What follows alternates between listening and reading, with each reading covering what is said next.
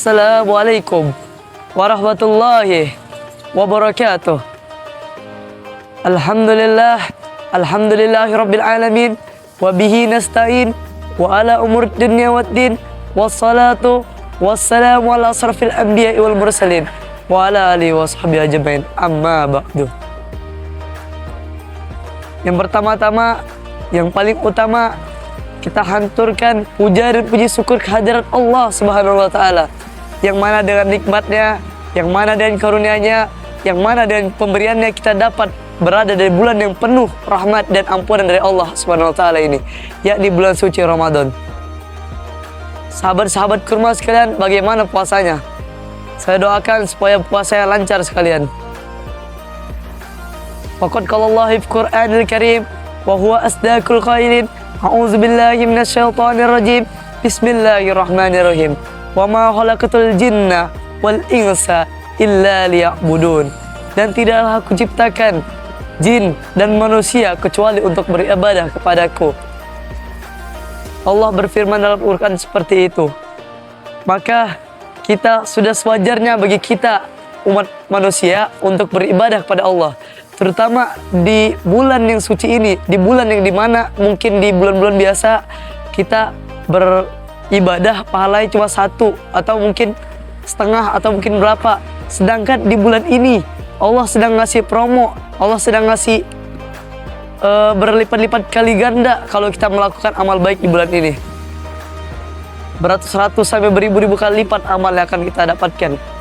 Tapi kenapa kadang kita sebagai manusia merasa mager, merasa malas untuk melakukan ibadah tersebut? Karena kita tidak mendapatkan kenikmatan dalam beribadah.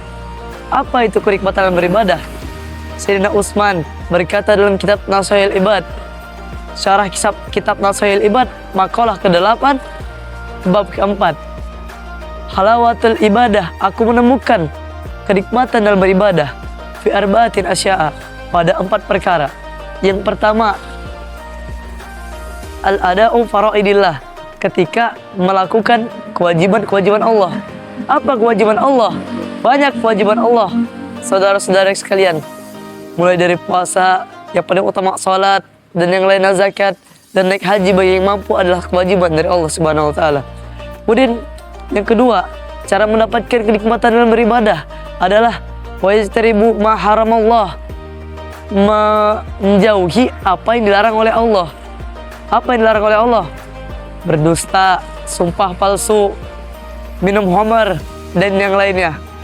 Kemudian yang ketiga adalah wal amru bil ma'ruf, menyeru kepada kebaikan, wabtigha'u bisawabillah, dan mencari kebaikan dengan cara menyeru orang kepada kebaikan. Misalkan saya punya teman, dia tidak sholat, saya nasihati supaya dia sholat.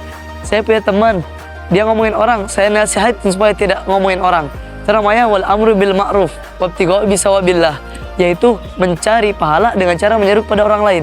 Akan tetapi apabila kita ingin menyeru kepada orang lain, hey kamu sholat misalnya, tapi kita sendiri tidak sholat, tapi kita sendiri tidak melakukan amal baik, itu sama saja seperti kabur maktan.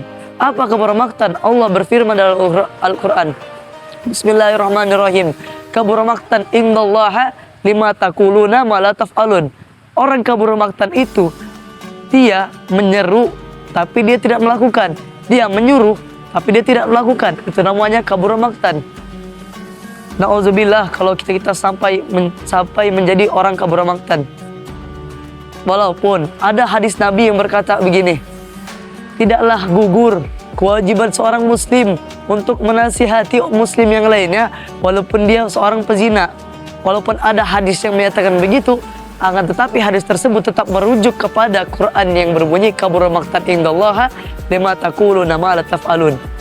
Orang kabur maktan itu yang menyeru tapi tidak melakukan di sisi Allah. Dan yang keempat adalah wan nahyi anil munkar, dan menjauhi daripada kemungkaran. Apabila kita melihat kemungkaran, ada hadis Nabi yang berbunyi, man ra'a munkaran fayughayyirhu biyadihi. Apabila kamu melihat orang yang melakukan kemungkaran, maka kamu ubahlah dengan tangan. Fa illam yastati, apabila kamu tidak bisa, fa bilisanihi, maka dengan lisan. Fa illam yastati, apabila kamu tidak bisa, fa biqalbihi, dari hati ke hati ngomongnya. Fa illam yastati wa zalika adaful iman. Dan kalau gak bisa juga, berarti itu namanya orang yang masuknya imannya rendah. Kalau pakai tangan gak bisa, pakai mulut gak bisa, pakai hati juga gak bisa, itu hatinya udah keras. Orangnya itu kalau bisa disebut juga imannya itu lemah. Kemudian wa iltiqa'u min ghadabillah, dan menjauhi dari murkanya Allah. Selain menjauhi larangan-larangan Allah, kita juga harus menjauhi yang namanya murkanya Allah. Murkanya Allah itu bisa karena dosa. Rasulullah pernah berkata dalam suatu hadis yang berbunyi, Ijtanibu sabu umuqabatin, jauhilah 7 perkara, 7 dosa. Ma hunna, apa itu ya Rasulullah, wahai Rasulullah? Yang pertama, asyirku billah. Asyirku billah itu kita syirik, percaya kepada selain Allah. Sahabat kita itu seperti syirik, tidak percaya kepada Allah. Itu lebih parah lagi. Contohnya, kita pergi ke dukun, mengutip dari perkataan ulama besar Indonesia, Ustadz Abdul Somad. Ustadz Abdul Somad berkata, barang siapa yang pergi ke dukun, pergi ke tukang sihir, maka 40 hari ibadahnya tidak terima oleh Allah Subhanahu wa taala. Yang kedua, wasihru, dan sihir. Sihir itu adalah sesuatu yang tidak berasal dari Allah, yang kalau bisa dibilang itu instan, seperti dukun. Seperti yang saya sampaikan tadi, barang siapa yang datang ke tukang sihir, ke dukun, itu sama aja 40 hari itu sholatnya nggak diterima oleh Allah. Dan yang ketiga adalah wa qatlul allati haramallah, dan membunuh seorang itu haram ya Allah, haram Allah. Illa bil haqi, kecuali dengan ketentuannya, seperti hukum kisos yang berada di negeri Arab. Itu boleh-boleh saja dilakukan karena sesuai syariat Islam. Dan yang keempat, wa aklul malil yatimi, dan memakan harta anak yatim. Kenapa Rasulullah memasukkannya ke dalam dosa besar?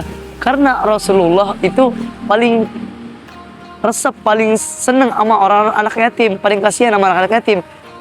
Kalau bahasanya gini, orang udah kehilangan orang tuanya satu, tapi kita ambil hartanya, makanya Rasulullah memasukkannya dalam dosa-dosa yang besar.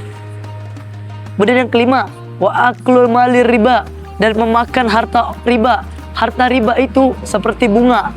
Misalkan kalian punya uang 100.000, setiap bulan misalnya kalian minjamin orang uang, terus ada bunga. Nah, bunganya itu adalah uang riba. Terus yang keenam, wa nawali yaumaz zahfi, dan lari dari medan perang di hari perang. Misalkan biasanya ini terjadi pada zaman Rasulullah, yang dimana pemuda-pemuda itu ikut kepada Rasulullah, akan tapi dia seperti mengkhianati, dia malah meninggalkan Rasulullah, dia malah lari dari medan perang tersebut. Itu namanya orang-orang nawali yaumil zahfi, yang kabur dari hari pertempuran, dari hari medan perang. Yang ketujuh, yang terakhir nih, wa qazfu muhsanati walafatil mu'minati, dan mengganggu, menfitnah, menuduh seorang perempuan yang sedang lalai. Misalkan ada seorang perempuan nih, dia lalai dalam menutup auratnya, dia lalai menjaga suaranya agar tidak menimbulkan syahwat. Itu sama saja tidak boleh difitnah, tidak boleh diduga-duga. Misalkan ada orang gak nutup aurat, dia itu pezina nih, dia pelacur, dia ini nih sering main di rumahnya atau gimana. Itu sama saja seperti kita menfitnah wanita tersebut. Mungkin itu saja yang saya sampaikan. Billahi taufik wal hidayah wa ridha wal inayah. Unzur mangqala wa la tangzur maqala. Syukran katsiran. Saya hanya seorang santri yang sedang mencari ridho ilahi. Wassalamualaikum warahmatullahi wabarakatuh.